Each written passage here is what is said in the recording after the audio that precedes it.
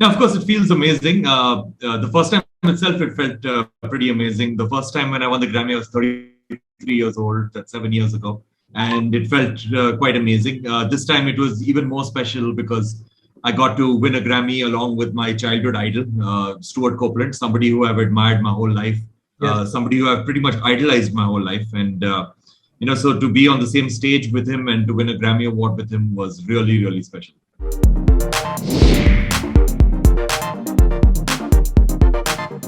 So the thing is that all the music that I make is about the environment, sustainability, and positive social impact.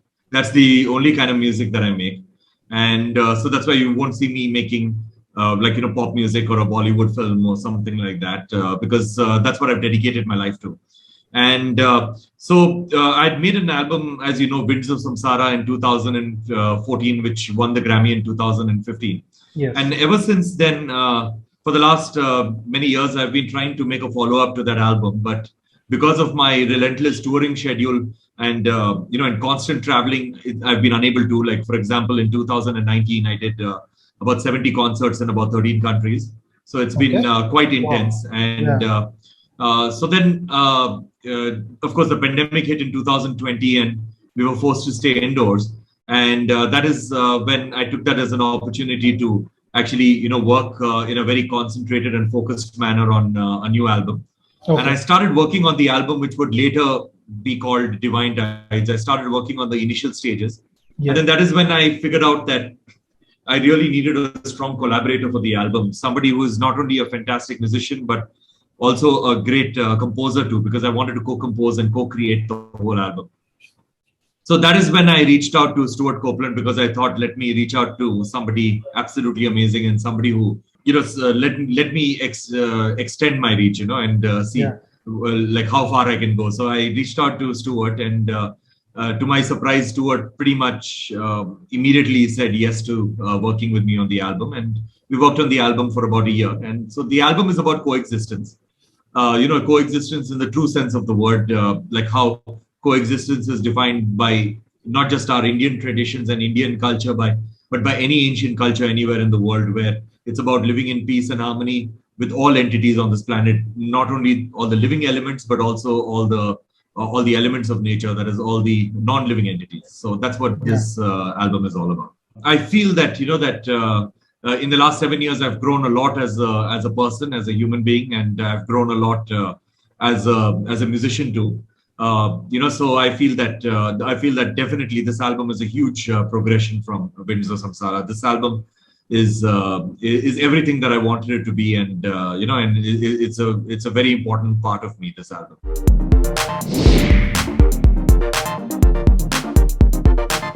So it was quite an amazing collaborative process. So as I mentioned, we worked quite hard on the album together, where we co-wrote all the songs, and we co-wrote the music, and we pretty much co-created the whole album, including the artwork, including the names of the songs.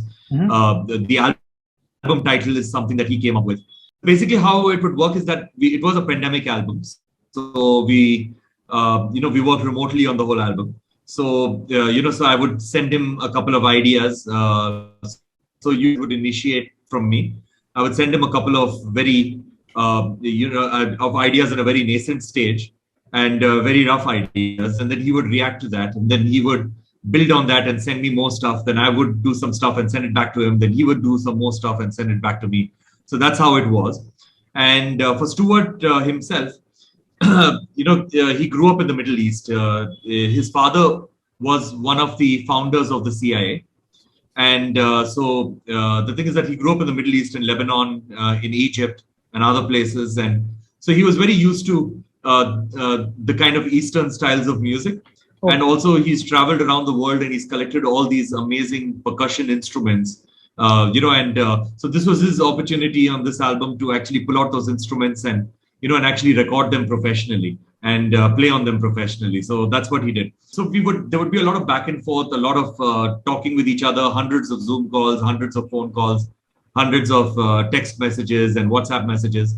And as you correctly mentioned, I had to change my sleep timings to sync with his, where I would sleep in the daytime in India and stay awake at night, so that there would be a very good feedback process, immediately. Like, we would be able to react to each other's music and each other's work in real time, rather than waiting a whole day and waking up in the morning and then reading an email or reading a message.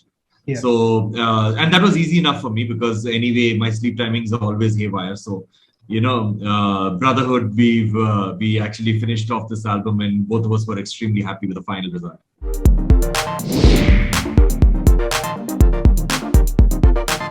We musicians have been quite used to, especially composers have been quite used to recording remotely with musicians for quite a while now. It's been about, I would say, a good like 7 or 8 years since we've been doing this really often, because it just helps that we don't have to travel all the time. And sometimes I record remotely even with musicians who are in Bangalore, because sometimes it'll take like an hour to actually go to their studio, or for an hour for them to come to my studio. So it just makes sense to record remotely.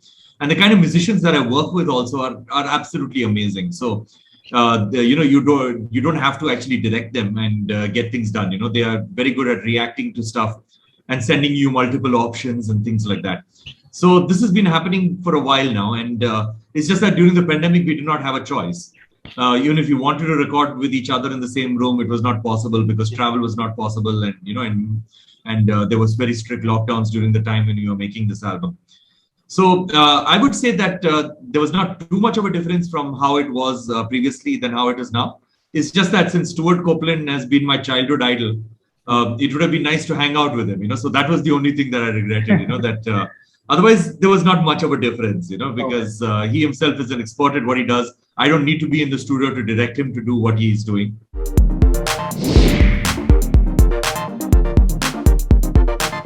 The first time I met him was exactly 7 days before the Grammys. So I met him at we were supposed to meet at the Grammys itself in Las Vegas. Okay. But then he suggested that he's got this concert in Nashville. So both of us, in fact, decided that I'll fly into Nashville 7 days before and watch the concert and meet him over there. So that's exactly what I did. Watched the concert. It was spectacular. And then after that, met him at the after party at his hotel. And so that is the first time we actually got to hug each other and spend some time together, like in person. So it was a very emotional experience for me. So we spent some good quality time in Nashville. Then after that in Los Angeles, where he lives. And then after that in Vegas, where the Grammys happened. And of course, we ended up winning the Grammy together. And so it was it was a very, very good journey.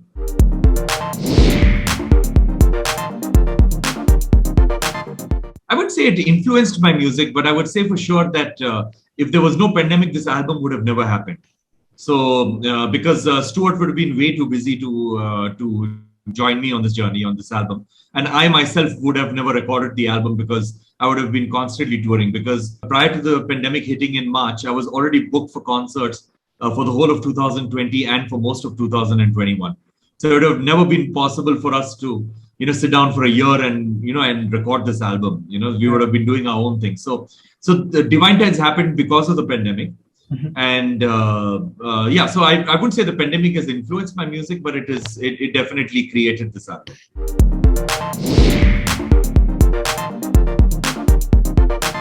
Music plays an extremely important role. Any kind of art form plays a very important role because especially when it comes to environmental issues, which I mainly concentrate on, and also various sustainability issues and social issues. I feel that what is needed most is behavioral change, because everybody is just waiting for governments to bring about change. Everybody's passing the blame to everybody else and saying this is your fault or this is the fault of whatever, but everybody needs to look inwards and see what they can do within their own tiny capacities, by making incremental changes within their own lives, So that becomes really important, and all of us need to look inwards. And, the education system itself has failed us, where, the education system has not empowered ourselves to believe that, that the tiny incremental changes that we can make within our own lives can actually make a difference. We always like, if I stop consumption of single-use plastics, then what difference will it make? Or, if I use fossil fuels, what difference will it make? I'm just a tiny person, and in the scheme of things, but that's not the way to think. And I feel that the education system has failed us in this way. We can make 1,000 speeches to people and inspire them, but it probably will make no difference. We can showcase a ton of scientific data, which is extremely important, but it's not going to inspire people, to bring about change. What is important is for artists and especially musicians to interpret, this scientific data, to interpret these speeches and these complex ideas into the simple and emotional language of music and the arts, so that, like, and even filmmakers, so that it goes into the hearts and souls of people. These ideas and these thoughts and these messages, and people are inspired to bring about change.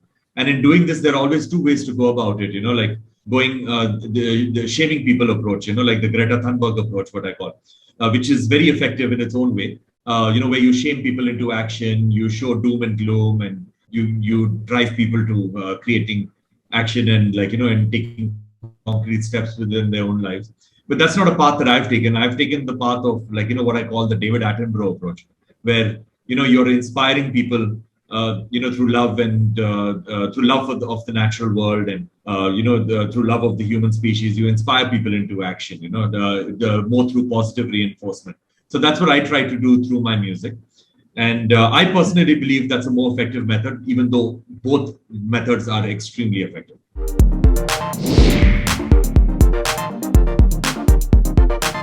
So my work is global. It's not just India. So I do not consider my work to be India, but of course, working within India is extremely important, because with 1.3 billion people over here, if we become a more environmentally conscious society, then we are pretty much saving the world. Especially because we are a developing nation. So just working in India is enough, actually. Because if you just sort out India, then you're sorting out the world. But nevertheless, I believe that especially when you are doing messaging and communication like the way that I do, few examples rather that I can give you is that I work quite closely with the Pacific Island nations, because there's a country over there known as Kiribati, Kiribati, pronounced as Kiribati because TI over there is pronounced as an S. So I visited the country. They are predicted to be the first country in the world that's going to go completely underwater due to climate change. They used to have 33 islands. Now they have 21 inhabited islands. And during our lifetime, they're going to be, during our lifetime, the tallest point in any of the islands existing is going to go completely underwater.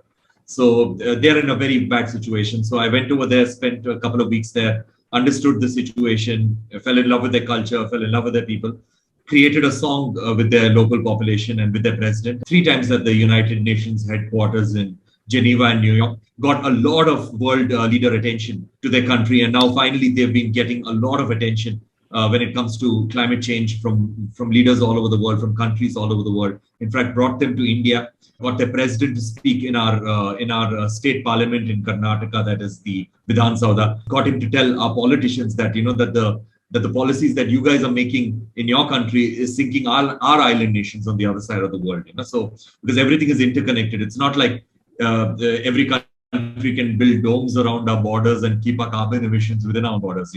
Our carbon emissions becomes the world's carbon emissions, and because the global temperatures rise, polar ice caps melt, and ocean levels rise, and since they're low-lying islands, they are suffering the consequences of our actions. Then another thing that I did was that when you talk about creating impact, then you have to start with the children. So I created this project known as My Earth Songs, along with 2 friends of mine, a guy called Dominic de Cruz and another person called Lonnie Park.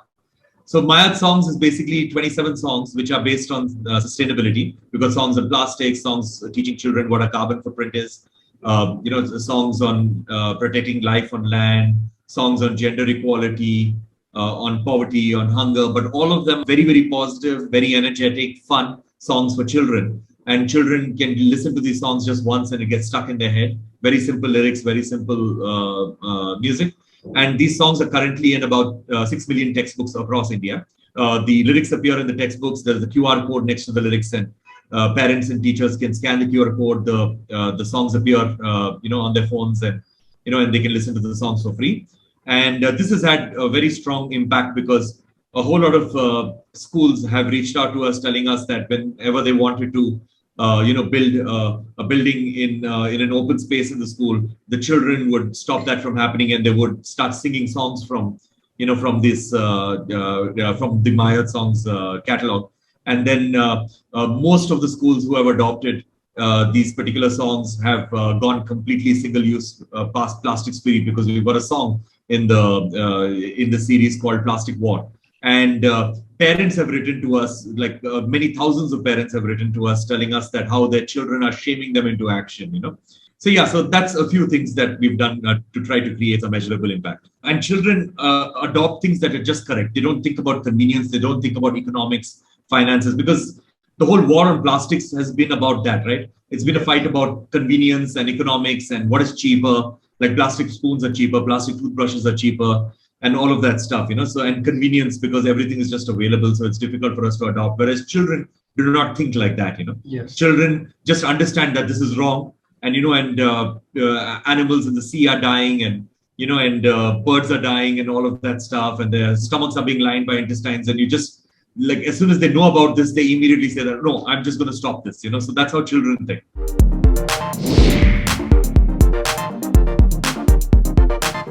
Bangalore is obviously my home, and it's always going to be my home. It's been my home for the last 32 years. I moved to Bangalore. I mean, my parents rather moved to Bangalore when I was 8 years old from the USA. And since then, I've been in Bangalore. So everything about me is Bangalore. So what do I like about Bangalore? I love the musicians in Bangalore. And that's one of the reasons why I'll never leave Bangalore. There are lots of Bangalore musicians in my album that is Divine Tides. And so that's something that I absolutely love about Bangalore. And I love the people of Bangalore. So that is something that will always stay with me.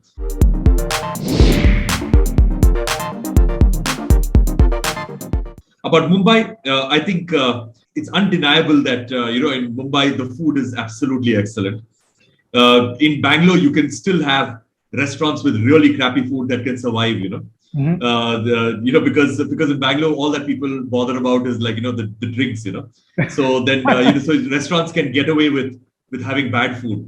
Yeah. And for me, I do not drink at all. I've never sipped alcohol in my life. So for me, the food is extremely important in a restaurant. And in Mumbai, to be honest, I'm yet to find a restaurant which serves you bad food, Oh. And because in Bombay, I believe that if you have bad food in a restaurant, you cannot survive. I'm yet to have a bad dish in Bombay. And of course, in Bombay, talented people from across India end up settling in Bombay. So the energy is really high about that. Okay. So you'll find talented people from across India, and that's what I love about Bombay.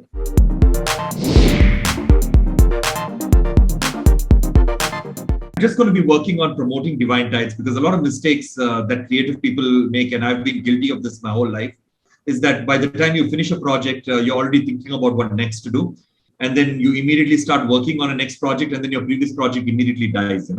So I believe that, Stewart and I have worked so hard on Divine Tides. So I think we owe it to the album itself to, in a very focused manner, to actually promote the album as much as possible, because it's not a mainstream album. So it's not like we can have a one-size-fits-all approach to actually promoting the album. So we need to find an audience which actually likes the album, and that takes a lot of struggle. So we have to constantly do that, and we have to find people who would probably like the album, and I'm going to continue doing that for a while.